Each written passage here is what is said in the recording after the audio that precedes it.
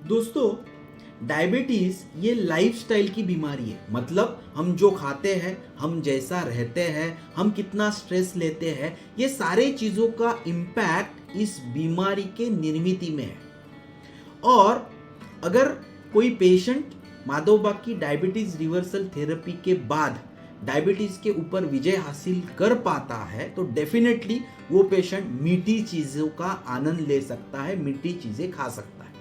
अभी इन मीठी चीजें खाने के बाद वापस डायबिटीज निर्माण हो सकता है क्या, इससे सवाल शायद आपके मन में भी होगा। तो इसका जवाब है डेफिनेटली नहीं। क्योंकि अगर आप मीठी चीजें खा रहे हो और आप शरीर में इंसुलिन रेजिस्टेंस जो है उसको रोक रहे हो, वो बनने में प्रिवेंट कर रहे हो, तो डेफिनेटली शरीर में वापस डायबिटीज की सिचुएशन नहीं आएगी।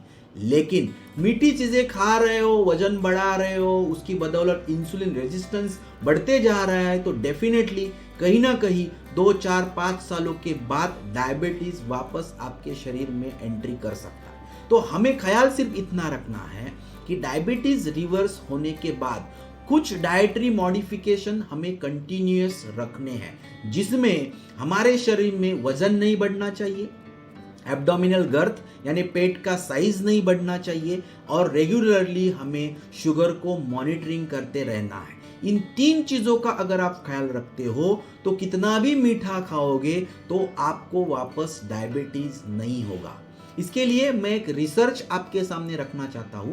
माधवबाग के पेशेंट का एक स्टडी पब्लिश हुआ है journal of association of physician of India यानी जापी के न्यूज़लेटर में ये रिसर्च पब्लिश हो चुका है। ये रिसर्च ये कहता है, जब माधवबाग के पेशेंट्स को डायबिटीज रिवर्स होने के बाद पूरे 1 साल के बाद जब मॉनिटर किया गया तो 1 साल के बाद 100 में से 90 पेशेंट्स परफेक्टली नॉर्मल थे। मतलब जिनका डायबिटीज रिवर्स हो चुका था उनका डायबिटीज 1 साल के बाद भी रिवर्स कंडीशन में ही था।